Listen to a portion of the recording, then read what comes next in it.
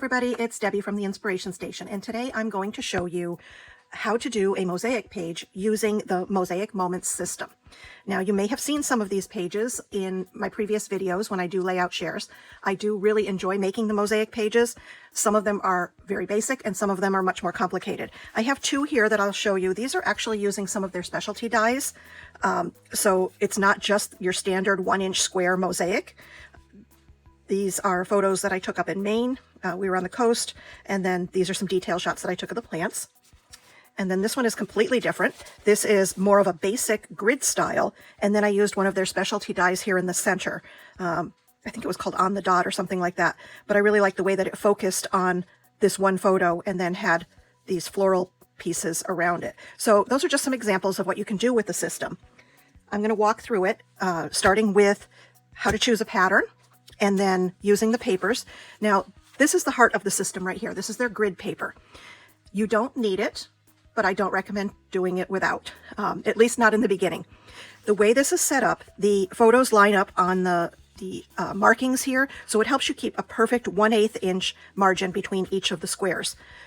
So that makes it much easier. Now, if you don't have the grid paper that you want to work with, which may be the case today because I'm not sure I want to use this. I didn't have a color that I really wanted to use with my photos, so I may end up doing the more complicated way because, you know, I have to do everything more complicated. Recently, I think within the last year or so, they came out with a mosaic grid template. Let me flip this over so you can see it better. So this is a plastic template, and it has openings for you to trace to make your own grid paper. You can see it right there. So that allows you to use any paper that you want. If you have a pattern paper that you want to use, you can use it by creating your own template or your own grid paper. That may be what I end up doing because the photos that I'm using today are from New York City. And I didn't find any paper in the mosaic grid that I really cared for. So we'll see how that works out. Anyway, we're going to start here with the pattern book. They have a pattern book. Now, all of their patterns are online on their mosaicmoments.com, I believe.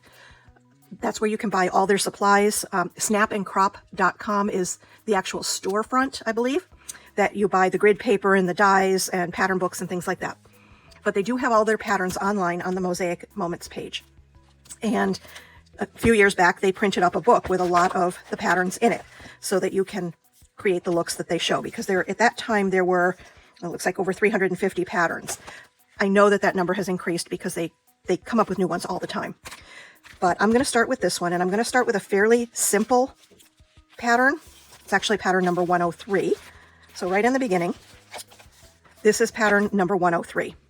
Now I am going to change it because I didn't necessarily want the big center here, and I didn't have a lot of horizontal photos. You know, back in the day when we used a real camera, most of our photos were horizontal. And now that we use a cell phone most of the time, most of our photos are vertical. So for current trips, I'm really struggling to find some of the horizontal photos that I want. But what I wanted to do was use these photos, these trees that were in bloom when we were walking in New York City, and I wanted to cut those into the 1-inch squares. So this pattern doesn't show any 1-inch squares, but I'm going to add them in. And this is the die that I'm going to use. Now, their die system, they have one set of dies that is made in America, very good quality, and they are all your standard sort of silver gray color. But they also have the colored set, which I believe is made in China. And the only reason that I chose that over the others is because this book is color-coded. So if you want to use this pattern, you're going to use the purple dye, the pink dye, and the blue dye that they show here. So I bought the colored set because it really does help with doing the patterns. Now they don't show on this one the 1x1 squares, which is what I want to use. Oh, here, this is the pattern key back here. The colors that they use, these are all of the dye colors, and then the brown is for hand cut. That means that there's no dye available. So something like a 10-inch, if you're going to do along the bottom of a page or the top of a page, you need a 10-inch long piece, and they don't have a die that's that long. So you would hand cut that. All right. Hope I'm not confusing anybody. I'm trying to keep it simple, but I don't know.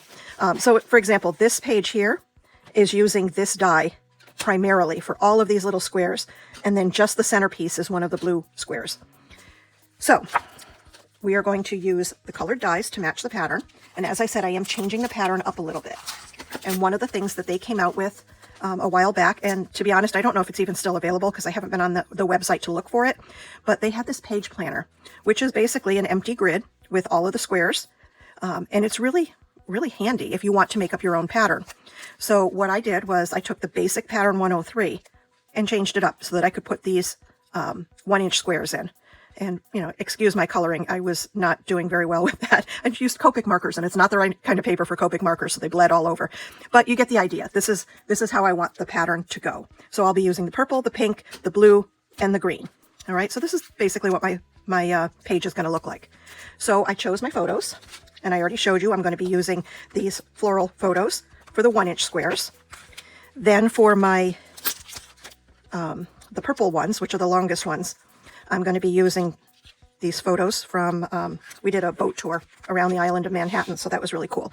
So I'm going to be cutting these down with the dies, and then there'll be 2 vertical photos. So I'll be cutting that down like that. And then I do have on my pattern 2 smaller vertical photos, so I printed them, and I'm going to cut those down with this die. Now for the middle, for the blue die, I'm not sure what I'm going to do yet. I have several of their specialty dies that are in the same size. As you can see here, they're the same size as that die. And they're just more decorative than anything. So I'm not sure how it's going to look and what I want to use. So I'm keeping my options open. So what I'm going to do now is clear everything away, bring in my Big Shot machine, and start cutting the photos out with the dies. So hold on, and I'll be right back.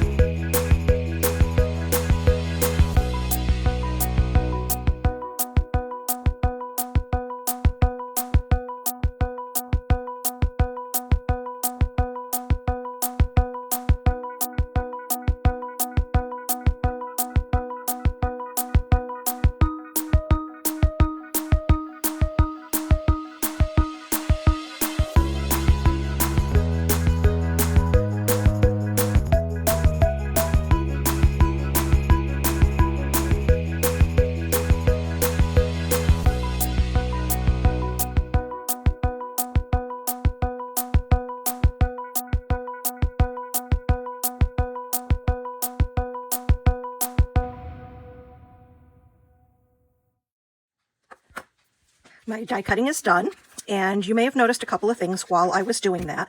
First thing being that I do cut my dies face up on the platform rather than face down. I find that the plates don't warp nearly as much that way. I always used to do it the other way because that way I could see what I was doing. But honestly, the plates are so much flatter now that I'm doing it face up. I'm not sure why. I think it has something to do with the way the pressure hits it. But I know when I had my store, we had several people from Mosaic main office come in at different times, and they always said to place the die face up. So for what it's worth, I do that. Second thing is I messed up on one of the photos, and this is the danger that you have if you print to size. I use the app called Print to Size, and I didn't give myself enough margin. So when I put the die on, I didn't get it straight, and you can see there it didn't cut straight. It's actually off a little bit. So rather than go and reprint that photo, I just chose a different photo, which is actually from the streets of New York, which is just a different view. So I'm okay with that. I'll be using that instead. Okay, so this is the general layout of how this is going to go. can kind of get an idea there. And then there will be one of the dies in the middle. I haven't decided yet. I'm just going to throw this here for the time being. Now, I'm not crazy about the cream background, so that will probably change. But the other thing that I wanted to mention about the die cutting is you'll see that when I did the squares, they didn't come apart, and that is by design, all right? Because if they did come apart when you cut them, you would have to put a puzzle together, and there's no little innies and outies to put those together. They're all squares, and it's almost impossible to get them back in order. So by design, these are stuck together when they come out of the die. That way you can put your adhesive on the back and then just pick them off one at a time and lay them down. So that is what I will be doing. All right.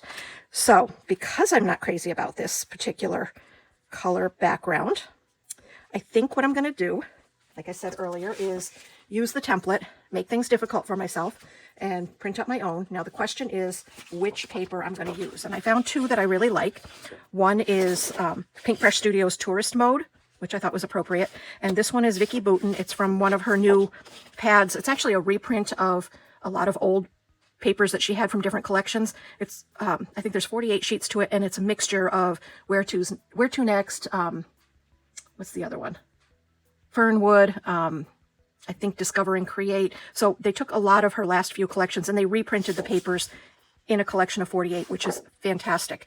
And I like this gray. I think that one looks really cool. And I think that the photos will show up nicely on here. Or my other choice was this one, which I like. I like the, I think it's very dynamic with all the colors. But now seeing them together, I think I like the print one better. So I think that's what I'm going to do. Let's see how this looks if I put them over here. Because I really was liking that paper. Oh, choices, choices, choices. And then we have these guys that are going to go in here. So when you put the pink flowers in, it really breaks up all of that blue. Yeah, okay, I don't know. I guess I have to make a decision. I hate having to do that, but I think I'm going to end up with the print, the words. So I will clear this up, get this ready to go, show you a little bit of the template when I come back. So this is the template, and you can see it's got solid lines where the edges of the paper go. So I'm going to just lay that behind the template, flip it over. It's going to be a little bit tricky because I can't see, but if I can get that lined up, oops. Line those lines up, tape it on the back. Let's see how that looks. Close. Okay. Grab a little bit more of my highlighter tape. I use this because it's very low tack and it doesn't tear my paper. Let's flip that over again. You can see where that line is. There we go.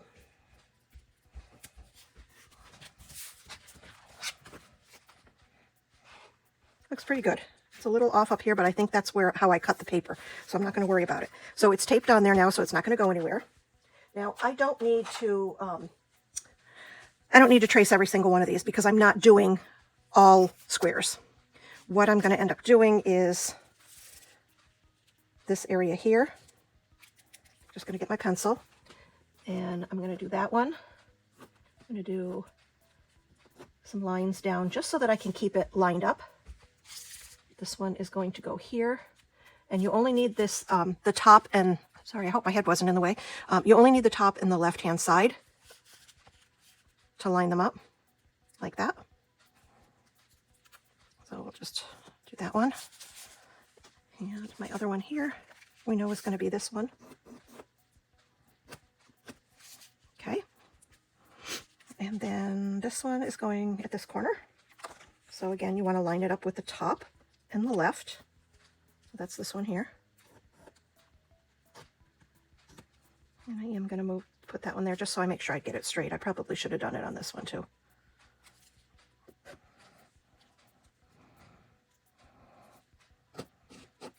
Okay.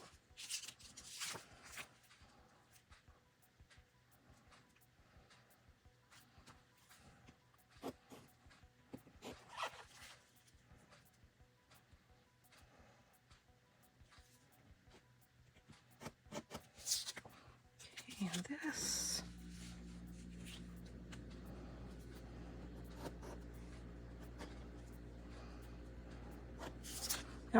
Now I'm going to take it off camera to do all these little squares because that's going to take a while. So I'll be right back. All right, so hopefully I got them all. I'm going to take the template off, and you can see I didn't do everything. I just did where my photos were going to be. And I think that should do it. So now I will start putting this together. I do recommend using repositionable adhesive. I have my Easy Grand Runner and I have a dot repositionable in here. The reason I say that is because sometimes you don't get it right the first time you lay it down, and so you want to be able to move it around if you have to. So you can use the repositionable, get it in place, and then if you are worried about it not staying in place over time, you can always go back and just put a little bit of liquid adhesive underneath, and that should be fine. So let's see, it looks like I have, this was going this way, so I'm just going to line that up. I need to stand up and hopefully not put my head in the camera because I can't see because I am short. So we're going to stick that down.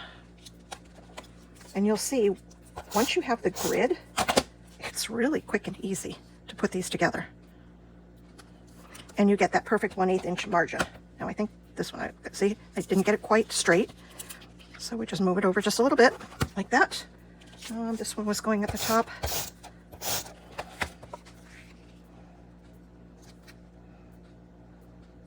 Like that.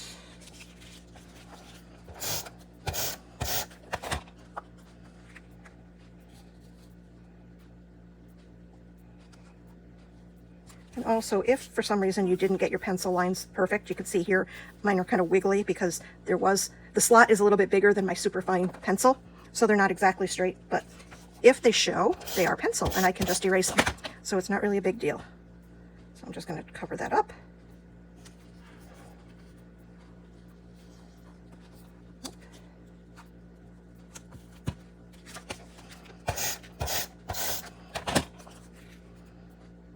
And you can see how easy the grid makes it. I mean, I'm really not even trying, and I'm getting them on there. Okay, so now this is going to be the trickier part. We have all these little squares. Now I did take these photos. One is horizontal and one is vertical. I don't think it's really going to make much of a difference, but just because I have the photos that way, I'm actually going to put them on that way. So I'm going to start with the vertical one in the center. Now you'll notice, look, see how it looks like it's too short? That's because these are not separated yet. You don't need to worry about that. So I'm just taking this apart and putting them where they need to be generally. That is going to be, yep, I had some highlighter tape still on the back of that. So those are going to go basically there. That was, so these are going to be these down here, these two. And with something like this photo, it's not essential that you get them perfect, but I want them as close to perfect as I can get. All right, so I'll start with these. And like I said, you can just put your adhesive on the back. Let's get rid of all of my tape. While they're stuck together, it makes it so much easier to get it on there. And then we're just going to pull them apart and stick them down.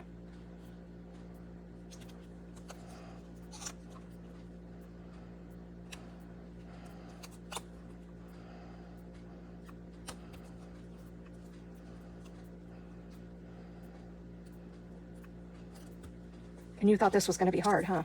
The hardest part is choosing the photos. And for me, resizing them, because I am a bit of a perfectionist, so I don't want to have to crop my photos. Uh-oh, I turned that. See, that was the mistake I made. I think I got them going the other way. This one goes here. I don't want to have to crop my photos down into weird shapes and cut things off that I didn't want to cut off, so I like to print mine to the proper size when possible.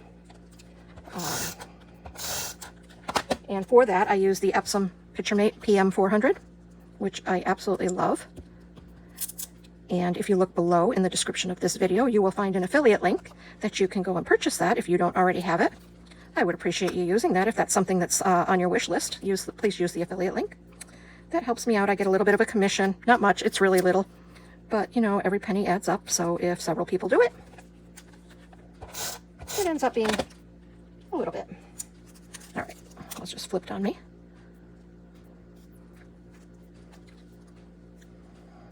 All right, see, not as difficult as you might think. Just have to get it straight. Something's off here, and that's why we use repositionable. It's still not straight. Gosh, I am not doing well with this at all. Okay, this one is off. There we go. All right, so that's those, and then over here I can use the top 6 for that side, and I could use these. It doesn't really matter. Might as well. I'll save those in case I want to do another project with it.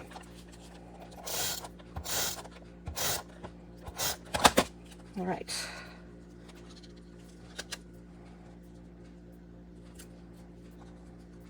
Oh, see, I missed with my template. I missed this row, so I will have to go back and do that. I didn't notice that when I did it before. My pencil lines were pretty light, so I didn't see that. And you know what I really like is with this paper is how the words, a lot of them are showing in the margin, in that spacing. So that's kind of cool. All right, so that I've come back to that one because I have to go put the pencil lines on.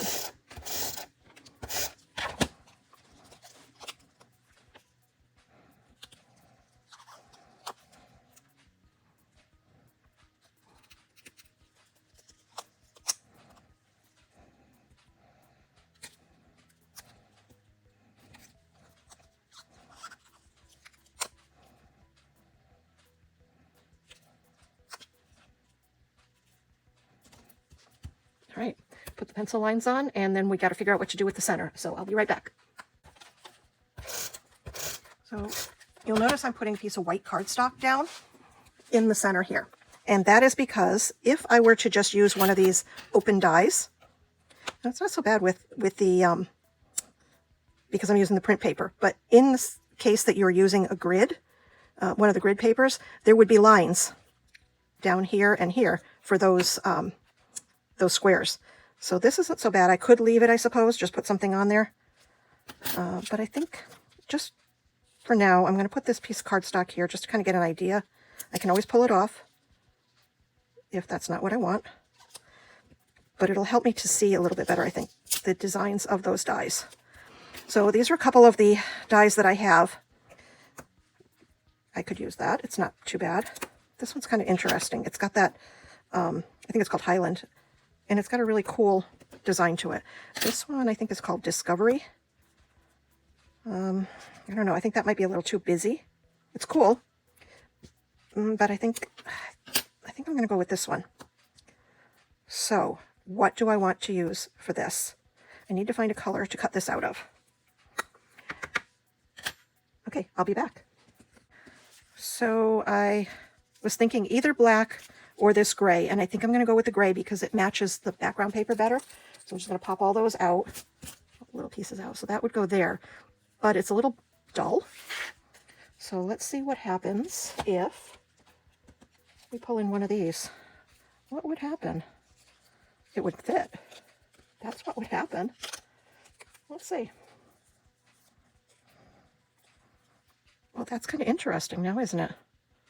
I like that. All right, and what about adding the black? So you can fill in the holes. I'm just playing now at this point. I'm not sure if I'll actually do this, but it is kind of a different look.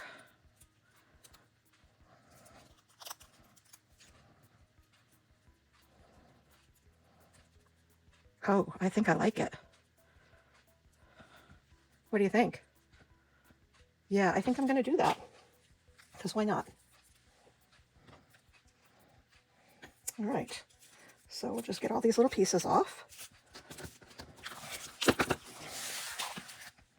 And I am going to, first of all, glue this to the back, which is the back here. Grab a piece of paper so I don't get glue all over everything. All right. Just, oop. There we go. Now, I didn't get any on that edge.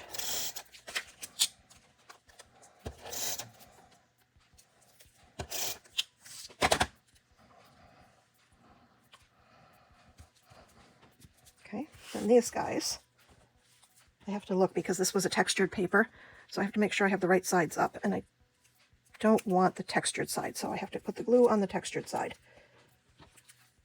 Just those, and okay.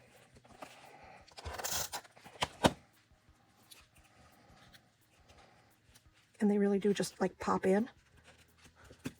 It's just so cool. Now, if I wanted to, I could leave it like that. Oops, I missed. I could leave it with just the two sides, which is an interesting look.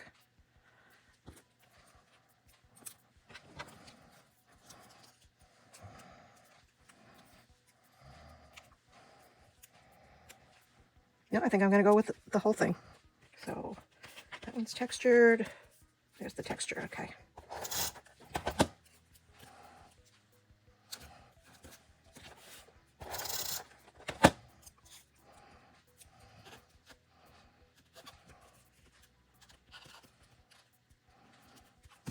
There we go. All right. That's it. But that was a lot easier than you thought it would be. I think it's really cool. Now I could, and I may do this, I could trim this piece and then mat it. And I might do that. Let me go see if I have a piece of cardstock that I could do that with. And I'll be right back. So I do have black cardstock. I don't have another piece of that gray. The grays that I have will not match it, so I'm going to have to go with this. But that is basically what it would look like if I trim this down. So I think I'm going to do that, and then I will mat the whole page. So I just took a 1/4 inch off all 4 sides, and I'm not going to bother gutting the black paper because I have a ton of it. So I'm just going to let it stay the way it is. Oh, that side didn't catch. Anybody else have trouble with their ATG not coming off the roll? I seem to have an awful lot of trouble with that. That's why I prefer the Grand Adhesive, the Easy Runner Grand. It doesn't give me nearly as much trouble as that ATG does.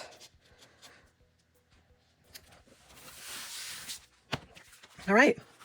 What do you think? I like it. I think it came out really cool.